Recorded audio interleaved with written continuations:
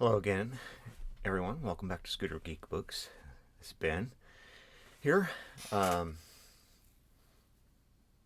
give you a little update on where things are going with liquidating the family library and how that's going. Things I'm learning along the way.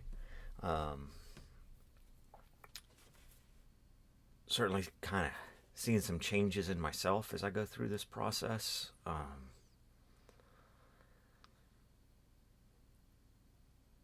Learning to let go of things. Trying to change my perspective away from being a collector and someone who owns books to someone who moves books. Hopefully, if I move the books, eventually they'll move me.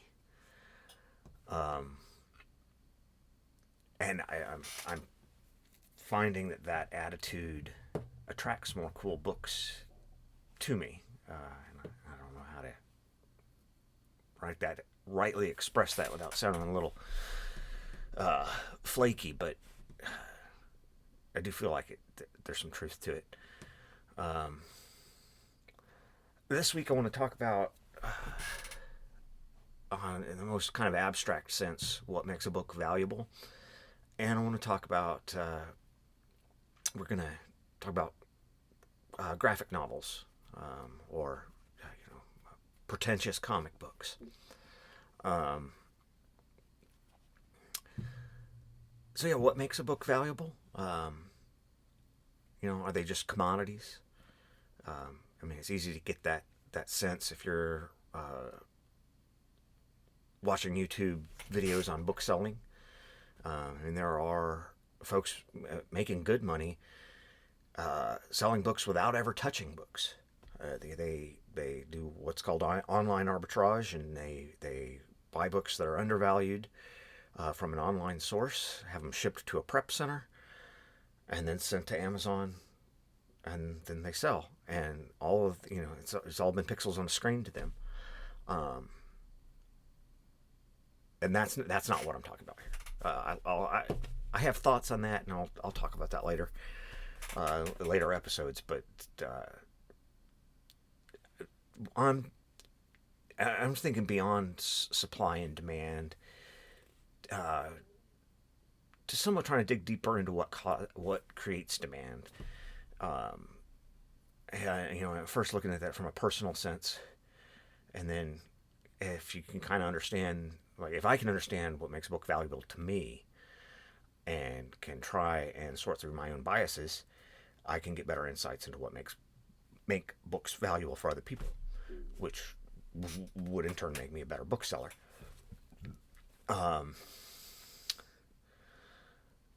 So yeah, I think to start, the value of a book is an aggregation of objective quantitative factors. Supply and demand. How many copies are there? How many people want them? And subjective qualitative factors like books I talked about last week, Comet Bus, Bestiaria Booksellers. That's a very valuable book to me because it speaks to me personally. But that's not gonna impact anybody. Well, other people probably feel the same way, but it's probably a thin slice of people who are reading. Something you see a lot in this business is condition scales of good, very good, like new, and condition notes, and I in ways that's kind of trying to fit some of the qualitative aspects of a book into a quantitative scale. I think there's always going to be flaws in that system, but it's obviously also kind of needed. There's lots of different platforms that sell books online, but they all use some form of that. Their terms might be different, but you you want to know if this is a pristine copy that looks just like it did when it left the publisher, or is this something that some kid carried with him through 2 years of high school and 4 years of college and was writing notes in it, and the spine's all twisted, and buying a book sight unseen on the internet, you want to have some guideline, right?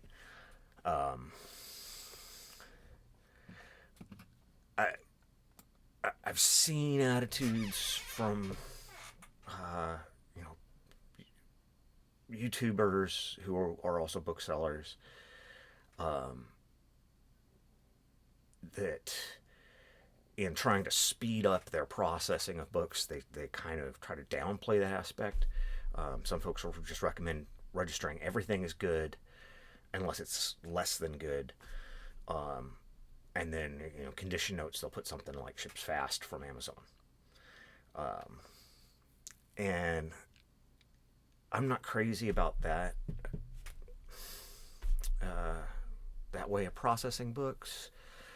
I feel it's kind of a late stage capitalism attitude, where it's like, I got a copy of this book, you want it or not. It's readable, has the information you want. You want it or not. And they're books, they're not crack. Really, where that is an applicable model is for like college textbooks, where I think a lot of college students, they have to have this particular book and this particular edition. As long as they have that and they can follow along with class, they're happy. And as long as they can not pay outrageous amounts of money, which they're gonna anyway, because it's college textbooks. And a lot of the folks who do talk about book selling on YouTube got their start selling college textbooks, and I think that's part of why that attitude is fairly pervasive. This all ties into another thing that a lot of those sellers will talk about. Maybe they use different phrasing, but talking about the velocity of books. How fast does a book move? In terms of how long from when you source it to does it go off the shelf from Amazon.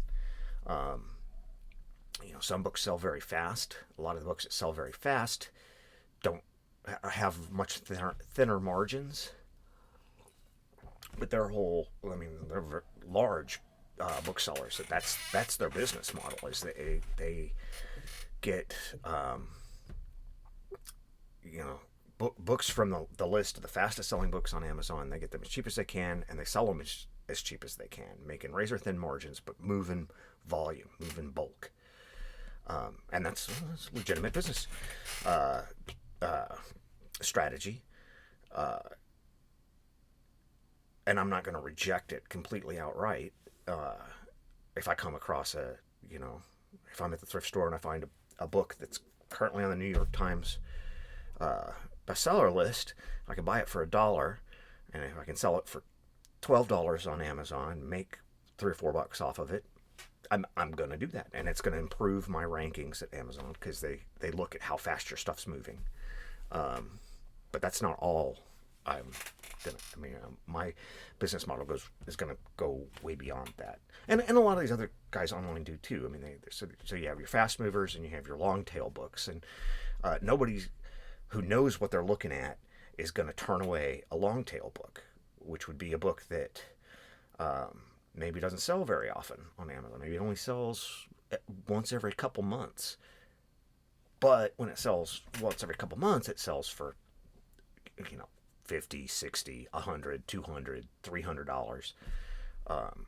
If you buy a book at the thrift store for $1 or even $5, and you can sell it for $300 in 6 months, well, you're a fool to, to walk away from it because you got to wait a couple months to get the payoff. But I want to talk even deeper about the value beyond just money. Um, there's appreciating the book for what it is and for what it offers to someone else. And moving books isn't just throwing them willy nilly. There's also an aspect of getting the right book to the right person. Just last week, I shipped out 2 books that I found in the library. I think both of them I could have sold.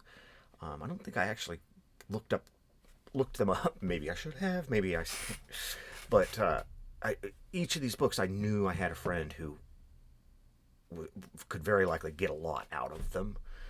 And they were friends who were on my thoughts, and I wanted them to know they were in my thoughts. So I just shipped them out to them. I paid. I took the hit on the shipping. Media mail, $5 a pop. I don't know. Maybe if I looked them up, I'd find out I sent them $100 book. I doubt it. I think they're probably like $12, $20 books, but hopefully they will get enjoyment out of it that will be worth more to me than the $3 or $4 I would have got from Amazon. Because I had to get satisfied with getting books into the right hands. And I guess hear me rambling on. Going through my library of the books I've collected, especially over the last almost 2 decades, is causing me to reflect a lot. I have favorite books that I don't have any problem parting with, like William Gibson's Neuromancer or Philip K. Dick's Valis. I know I'll want to read those books again in the future. I don't have a problem selling the one I have on the shelf right now, because I'm confident that in a couple of years, if I really get the itch to read it, I'll find it within a couple weeks of that itch. They're just there. Especially Neuromancer. I mean, there's copies all over the place of that. Valis might be a little harder to find, but it has been reprinted over the years. So maybe you won't get it for $1 at the thrift store, but you can get it for $8 off Amazon.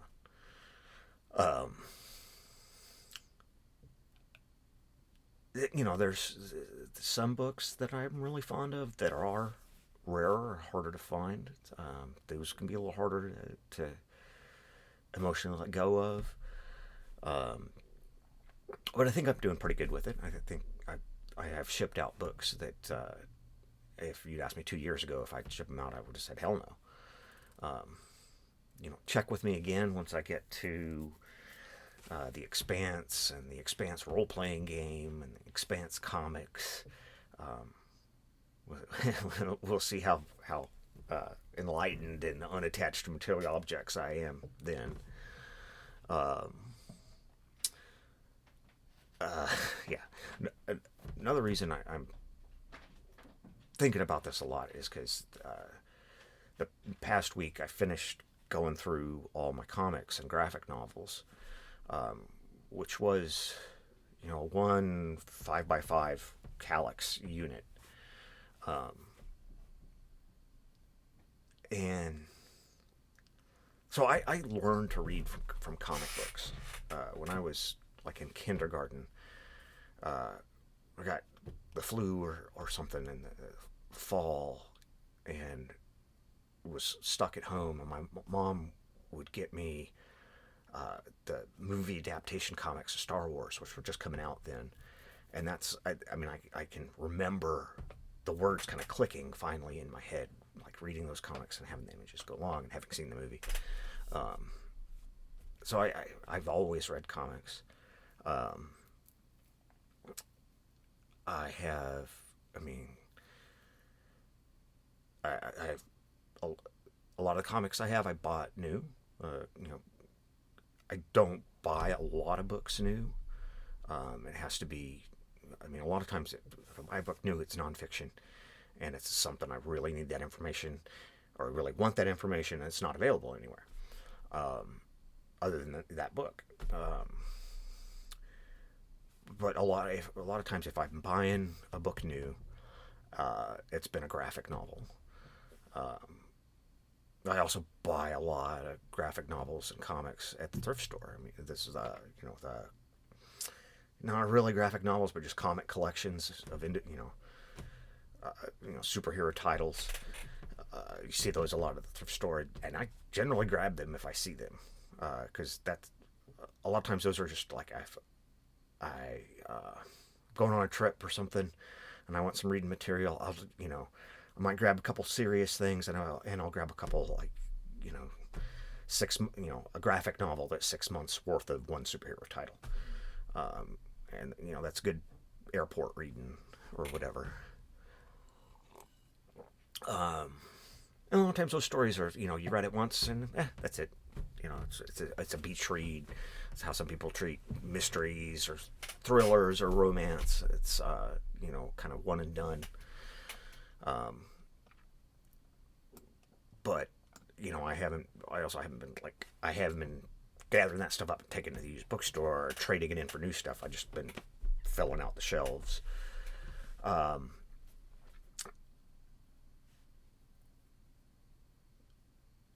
So yeah, a lot of comics and graphic novels I treat as pulp fiction. But we're also going to talk about graphic novels that are better than pulp, that are literature. I think.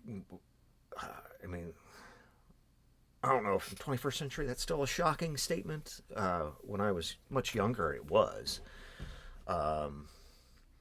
Probably the most recognizable example of that type of graphic novel is Mouse by Art Spiegelman.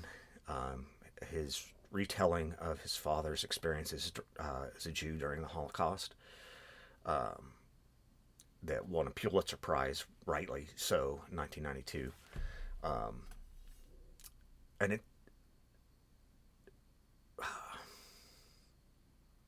feels weird to talk highly about a book about the Holocaust, but it's very interesting because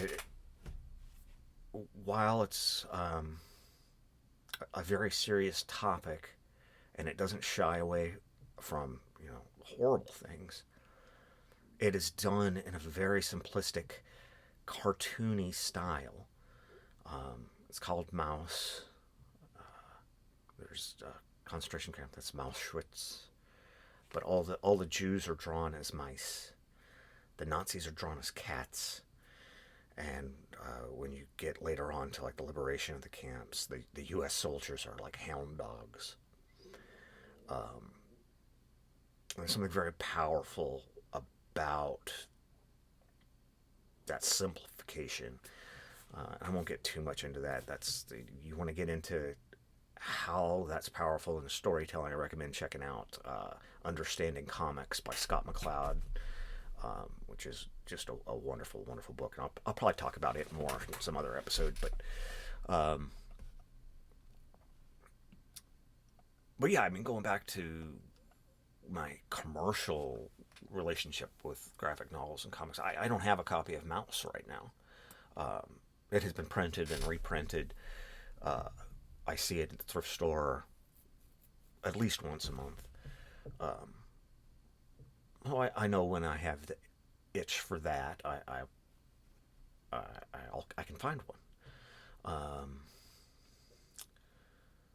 So anyway, getting back on track, one of the things of starting with selling on Amazon is they gate you. There's certain publishers you can't sell, certain brands and IPs, until I guess you prove yourself that you're a reliable, serious business person. So among those are Marvel, DC, Dark Horse, Image, Fantagraphic Books. A lot of the big comic publishers are you just can't sell them. which means about 90% of the comics I had, at 90% of the comics that I didn't have any problem with getting rid of, my one and done, those, it was mostly superhero stuff. It's stuff I can't sell yet. I can sell the weirder, real small press, independent publisher stuff, but again, that represents 90% of the stuff I'm more attached to. So I'm really kind of getting ground up on this one. Also, like, I've since I published my first video, I've reviewed it a few times, and it really stuck out to me how much my ego was wrapped up in the family library. And it just making the decisions on getting rid of things, it really drives that home too. And learning things about myself, and like, for instance, go back to the topic of the day: what gives a book value? What makes it valuable to me? What gives it not just a sense of personal demand in the sense that I went out and bought it, or I don't go out and buy a specific book very often. It's much more a case of I stumble across it and I'm like, ooh, cool. What makes me keep saying ooh, cool? What makes me not want to let go?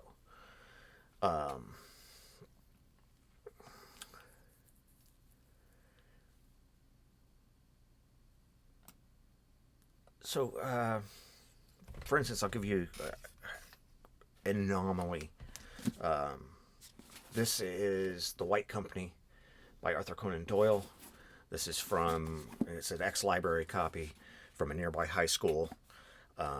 It is, I actually really love these where it was a trade paper that was sent to a company that does library bindings. It's this nice hardboard, cloth wrapped, extremely durable, utilitarian. Not the handsomest volume, but it also kind of looks serious. I don't know. I like them, and I like this book. I've read it several times. I'll read it several more. I probably will never sell it because I probably won't get anything near what its emotional worth to me is. And when I pass, the kids can send it to Goodwill, and hopefully some kid who's into knights and chivalry and tales of great adventure will find it and enjoy it. Most your average YouTube bookseller would say, this is like acceptable condition. And if I was going to list it on YouTube or on Amazon, I would list it as acceptable because it is ex-library. It's got stamps all over the place. It's got the card catalog things coming out, but I mean but it doesn't have, aside from those, it doesn't really have writing in it. It has I'll find one. It has the N.C. Wyeth paintings as plates. It's a nice copy. Acceptable.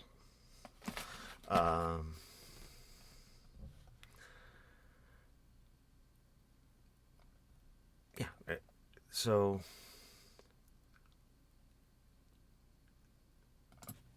we'll kind of what I want to do is go through a stack of books. This is going to be like this week's What You're Reading Scooter Geek segment. Go through a stack of books that and this week it's graphic novels that I just have recently gone through that maybe I struggled with a little bit whether or not to sell. And tell you where I landed and why. So to start with, we're doing graphic novels, and it only seems appropriate to start with Will Eisner, the creator of the graphic novel, the annual comic book awards that are given out are called the Eisners for very good reason. Um, he started a comic called The Spirit in the 40s that was an insert into like Sunday papers. Um, from World War II, he did instructional comics for the military. Um, has just was always on the cutting edge of what he calls sequential art as an art form, as a unique media. And he, I mean, has literally written the book. He has wrote several books um, on sequential art, graphic narratives. This is a pure graphic novel he wrote. It was published in 1995. I think this is actually first edition, first printing from Kitchen Sink Press. Uh, Dropsie Avenue, the neighborhood, and it is the main character is a fictional couple blocks, I believe, in Brooklyn. I mean, it's fictional, so it's fictional couple blocks in New York. It starts like with Dutch farmers.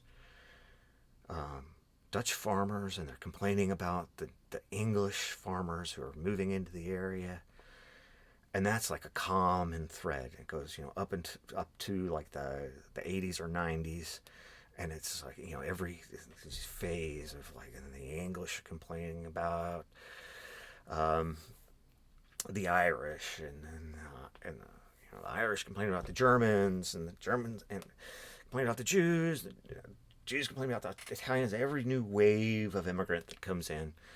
Um, it's a lot of little stories tied together. As you get further into the 20th century, you get some characters who hang out and are present through a bunch of the stories. Um, Will Eisner was a very humanist author. He's very much everybody is fallible and has foibles, but there's still something precious and valuable in the human experience. Nobody's better than anybody else, and I just love that. That's, I mean, Will Eisner's was it a Jewish man from New York? I'm a redneck kid from the South and the West of America, and I just can't think of. I just feel so close to him. To me, that is such an American idea, an attitude, and this book's full of it. It really is, and it's also beautiful. It's very, in ways he can be very simple.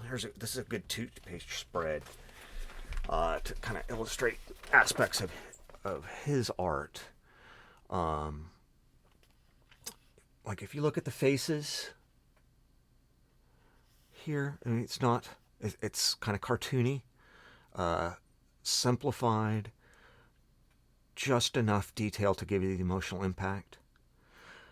But then where it's required, he can do great detail to really draw you in. Fantastic uses of negative space, dark and lights. And the man was an artist, and this was, I mean, he did this in '95. He'd been doing comics for over 50 years.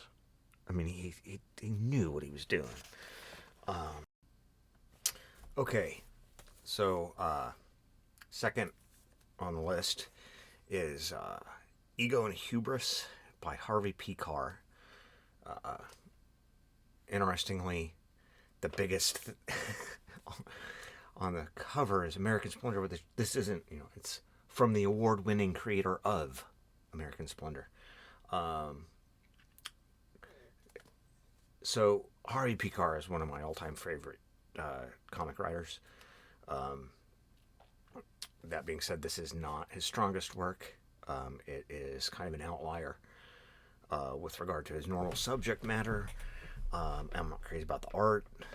This is an easy one for me to let go of. Harvey was famous for his non-fictional autobiographical comics.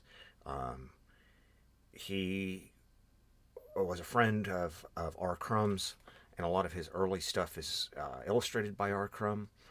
And honestly, I prefer a Pekar Crumb collaboration to Crumb solo stuff. Pretty much any day. Um, he had kind of a touch of the beats to him. Um, his stuff is just it's all nonfiction, all just kind of mining his life. This one's not so much autobiographical. It's about some guy he met, and that's probably part of why it doesn't engage me as much. And I mean, Harvey's worked with lots of different artists, and just whoever's arm he could twist or cajole or whatever into working for him. But this is not. I mean, it's serviceable, but with the story not engaging me, this doesn't. I can let this go.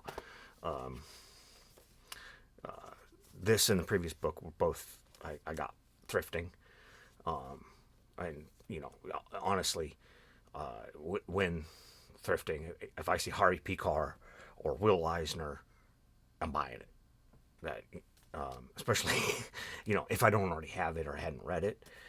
These days, I'm just buying it because I'm pretty sure I can sell it, and it's worth increasing the velocity on these. More people need to know about Harvey and Will. Yeah, and this first edition, first printing, it needs to be cleaned up a little bit. It's got a little bit of grunge just from moving around with me. But this is just not. I wouldn't. Sadly, I just have, but I normally wouldn't introduce Harvey Pekar to somebody through this book. There's a chance you might have heard of him. They made so American Splendor was his comic, and this is like one of the first collections of American Splendor. I think this is from the 80s. This is not being sold to Amazon because it would be acceptable at best just because it's ex-library. But that, I think just the cover not being attached to the book itself makes it unacceptable and not sellable. I wouldn't sell it anyway until I had another copy, because this is definitely when I go back. This has got stuff going back to early 70s. Kind of a talking head. I mean, your better slice of life YouTube vlogs could learn a lot from Harvey, because it's like, I mean, this is a few pages of talking head art.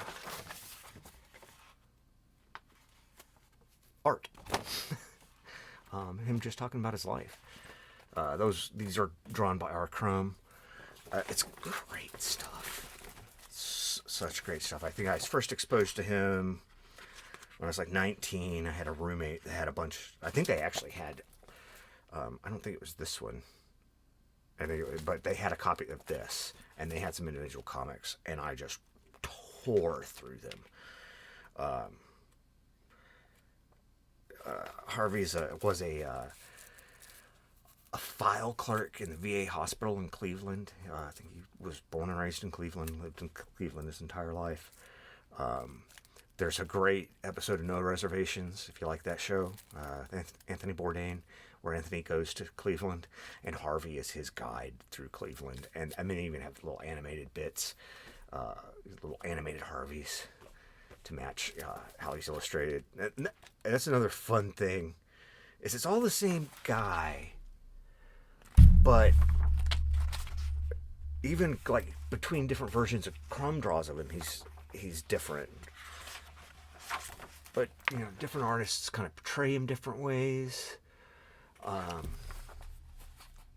it's just great storytelling. And again, he's a cranky, cantankerous, cheap hustling. Like there's a lot of stories about him. Like he collected jazz records, like from the starting in the 50s, and that was like one of the ways that he and Arkrum connected.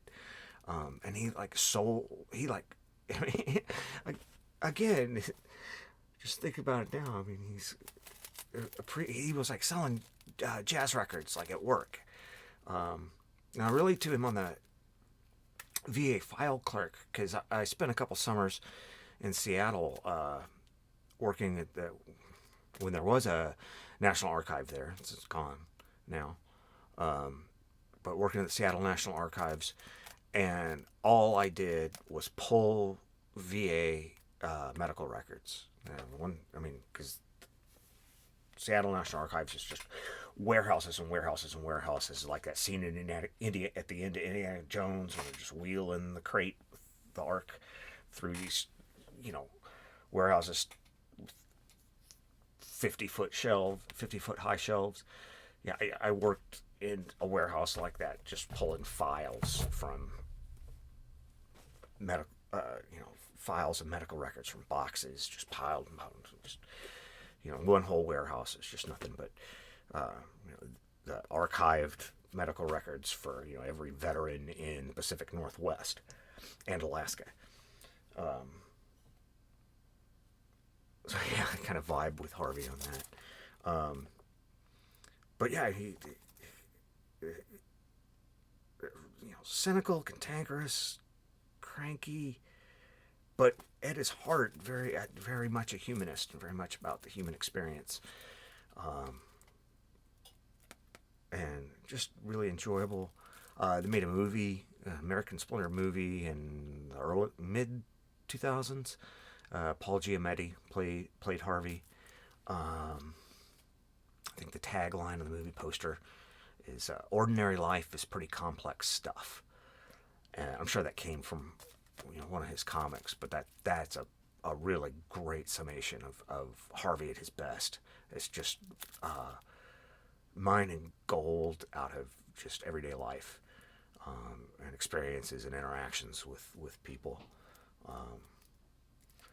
So yeah, I would let this go. I'd let this go if I found a young person who was really interested in comics as a vocation or a vocation,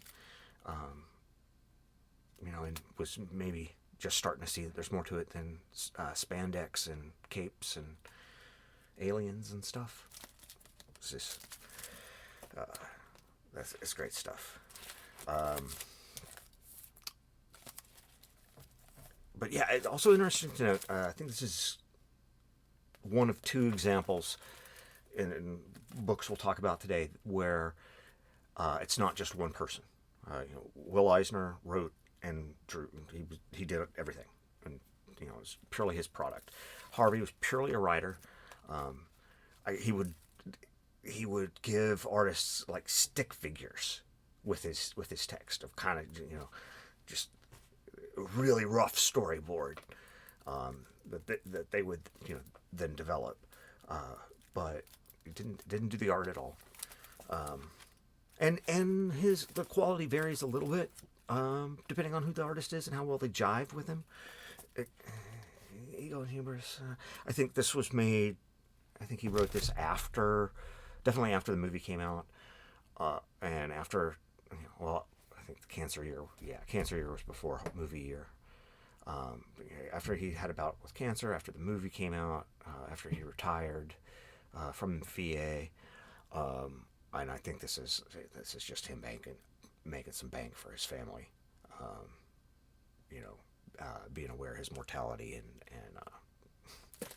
ching. Got to take care of yours, man. Good on you, Harvey. Hopefully somebody will enjoy that more than I did. Next up is probably the author that an artist that folks might be most likely to recognize.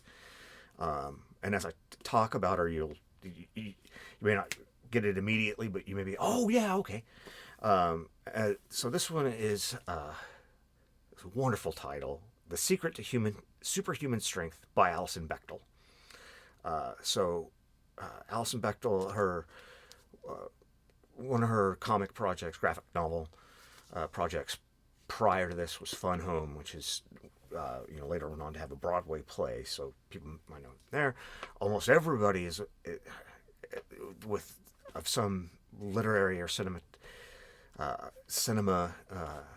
awareness knows of the Bechdel test, which is, are there two women in a project? Do the two women talk to each other? Do they talk to each other about something besides men? Alison would be the first person to tell you she did not invent that test. She popularized it. But she's just there, some impact on pop culture. This is her most recent book, and it's a kind of a memoir. It's her looking back on her efforts to better herself. It's a lot.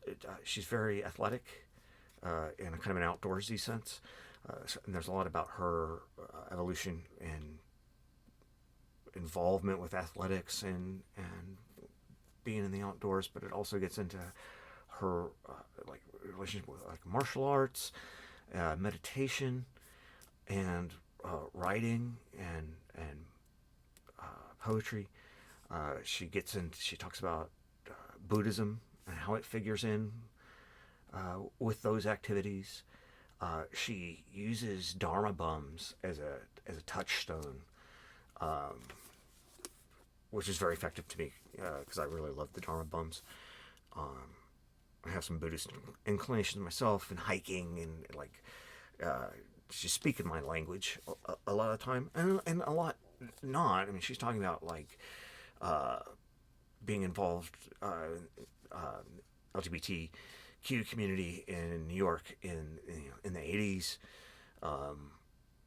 That's outside my experience, but there's enough that I can connect to, that I can connect to the core of her story, and I can have my understanding of humanity expanded. I love the title because it's such a comic book title, right? For something that's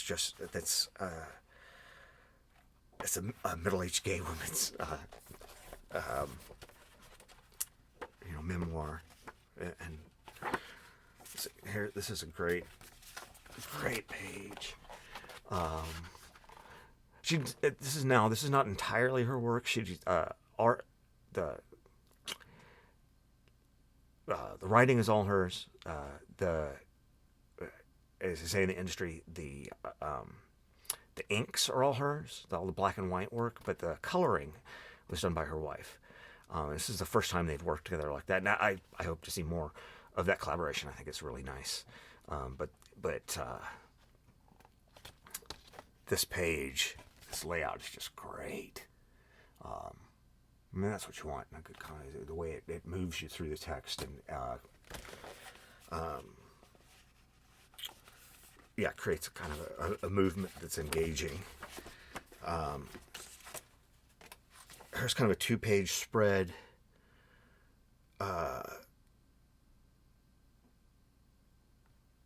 That's going back to the kind of issues of hiking, Dharma bums, Buddhism.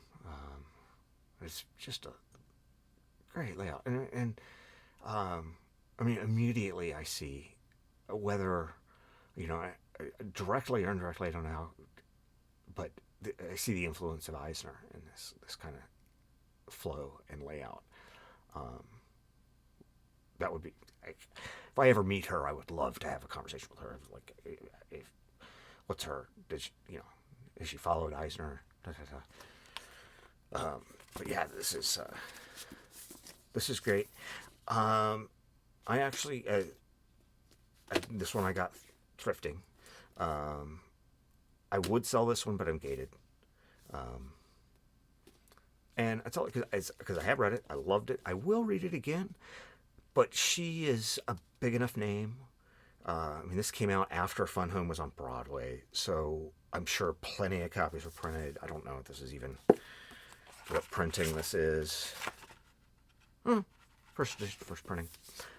But I'm sure there were multiple printings, probably multiple editions. So yeah, I think I could find it again. And why let it sit on my shelf and somebody else could be reading it and expanding their view of the world. Let's see. So next, I'm going to talk about it's one particular artist who's. So I would say Alison, Bechdel, and this guy are the two best creators working in the graphic novel scene today. I mean, they are really defining what the contemporary graphic novel scene from a real nonfiction literary aspect is. So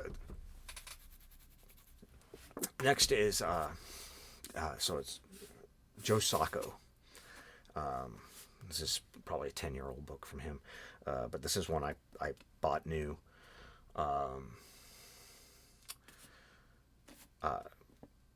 wouldn't sell this until I had another copy, and I don't see Joe Sacco when I'm thrifting. I just don't. I think everything I have is I bought new, or came into my possession through the bookstore. This one's not. Some of the titles I have by him are signed. I met him, got him to sign those books. He did a comic convention in Olympia when I was with the bookstore, and I think we even helped organize that convention. So I got to talk to him a little bit and get some books signed. He's really cool. So he does really deep investigative research journalism. He gets into oral history. He picks kind of a topic, era, a conflict, and goes there and does his research and collects oral histories. Really digs in and does the work. But he's also just a fantastic artist. He has done a lot on Palestine and Bosnia. I'm actually behind on his work. This was the most recent thing I got. I got this probably 10 years ago when we made a trip into the city, and I hit a comic book store near Grand Central. I picked this up.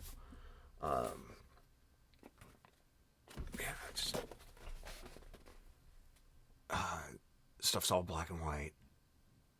He does, his faces will be kind of cartoony,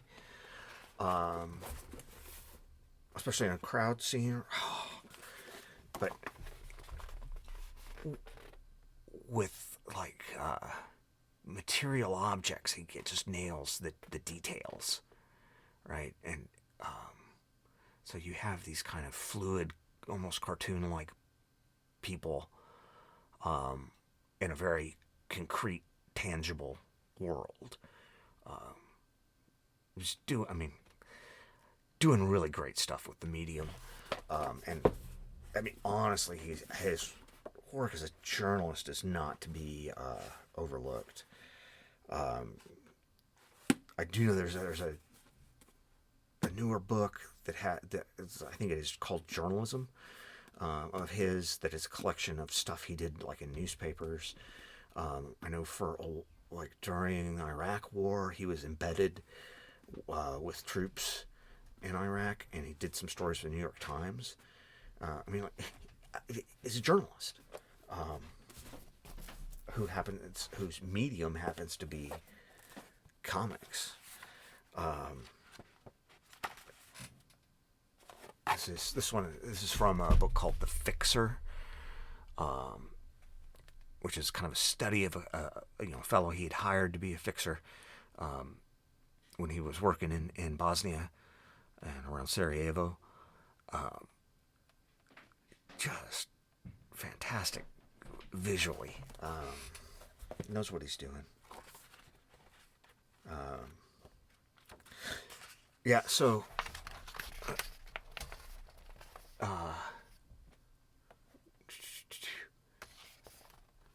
this is him drawing himself. I mean, and that is caricature. It is so caricature. I mean, he is nowhere near this nebbish looking in real life. He's actually a fairly handsome dude with a really great, warm personality. I mean, but he draws himself as just this total geek. That's kind of endearing a little bit. Again, a great humanist. He's interested in people's stories and how they fit together in the big picture of the history of a place and a conflict.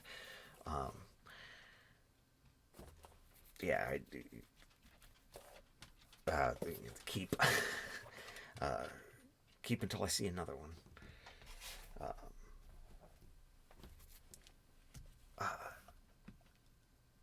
So the last title I have to go over, I think I've really run long this week,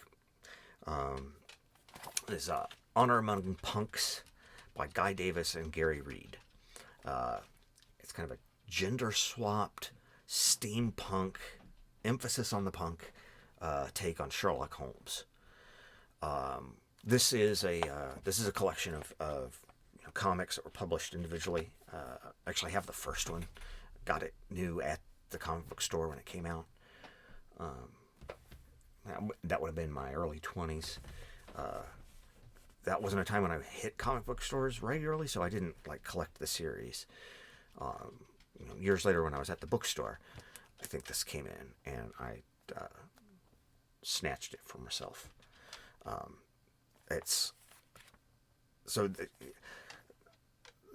This is the only one. I mean, you have Harvey Pekar, who works with different artists.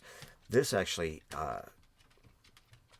you have a writer and an artist. The artist was the creator, came up with the concept, and they're both kind of listed as co-storytellers. So I think that they work on the story, and then probably have meetings, calls, or whatever. They talk about the story, and they kind of go their separate ways. Write, draw, come back together, put it together. Discuss how certain things should be done. So it's interesting. It starts out very much in that cartoon style. Even I see a Japanese manga influence some here too. But it always maintains that to a certain degree, but it gets dark.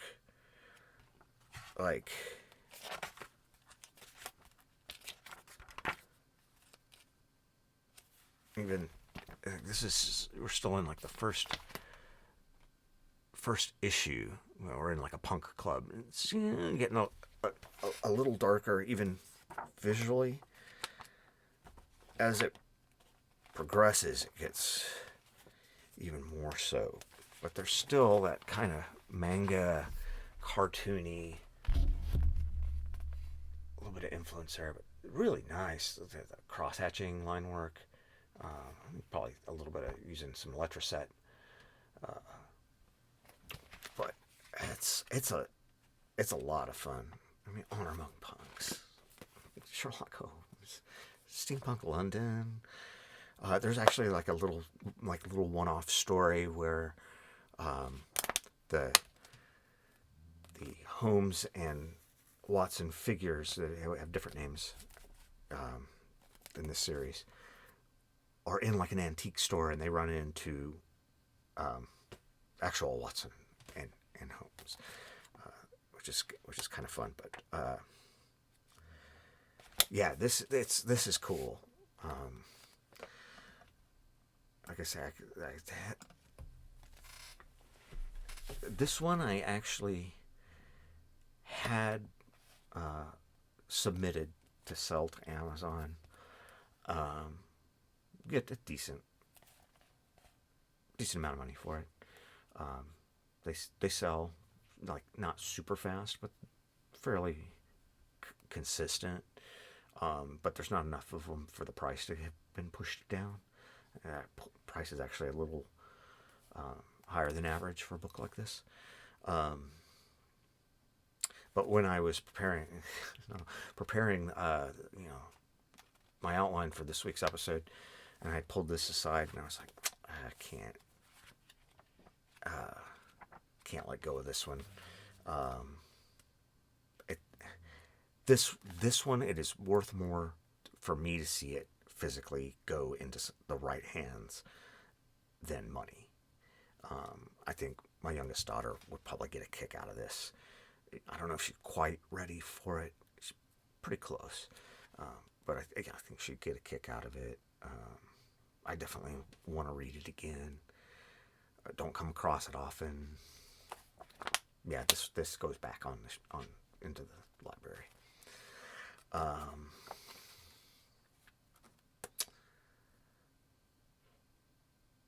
So one thing I get, so hopefully I've given you some idea of my twisted perspective on what books valued me, what books are valuable to me, and why. I think it's interesting to look back on these books and one of the things that really is valuable to me in a book is empathy. Is people who are interested in other people, interested in themselves, and interested in people having an understanding of how other people live, and kind of and communicating that. Encourage you to step out of your skin and imagine what a different life might be like. That's cool stuff. I dig that.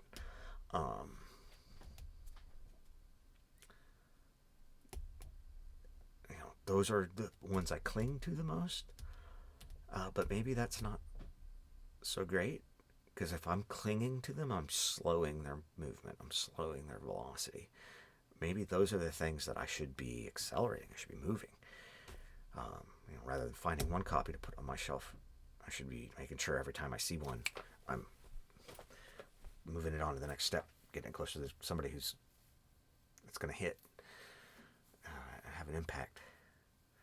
Yeah, that's something to think about. Accelerating empathy. How do we accelerate empathy? Anyway, until next time, peace, y'all.